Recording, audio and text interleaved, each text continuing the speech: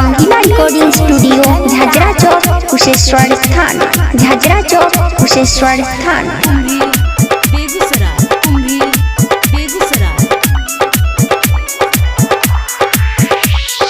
गाल गाल गाल एकर गोरे गोरे गाल एक में लागे छोरी नंबर 1 माल।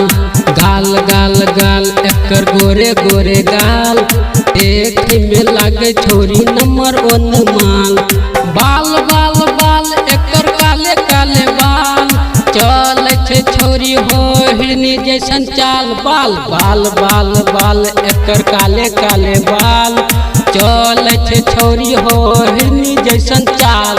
हिरनी जैसन हिरनी जैसन हिरनी जैसन चाल हिरनी जैसन चाल। गाल गाल गाल एकर गोरे गोरे गाल। मिक्स बाय रामन अलबेला रामन अलबेला।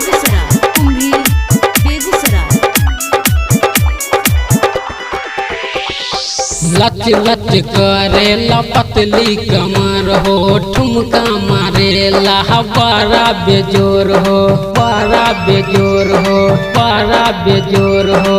लच लच करेला पतली कमर हो ठुमका मारेला बड़ा बेजोर हो बड़ा बेजोर हो बड़ा बेजोर हो। गजबे लचकावेला पतली कमर हो अखिया शराबी एकर ठोर लाले लाल।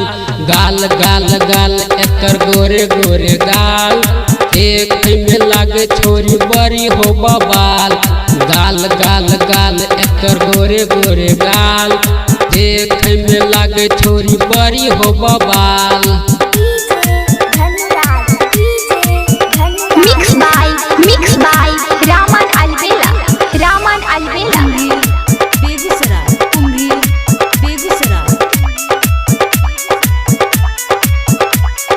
लौकत एकर दूनु जवन हो कसल बा एकर पूरा बदन हो पूरा बदन हो पूरा बदन हो। धीरे धीरे नचा तो ढोले हम पाजा ढोले मुँह पाजा तो मिली बड़ा माजा मिली बड़ा माजा मिली बड़ा माजा।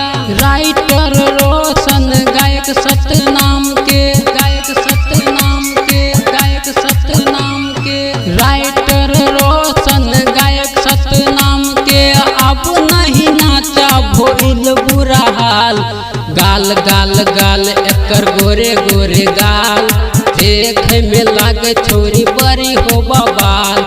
गाल गाल गाल एकर गोरे गोरे गाल देख में लागे छोरी बड़ी हो बबाल। Presented by Rangeela recording studio Jhajhra Chowk Kusheshwar स्थान।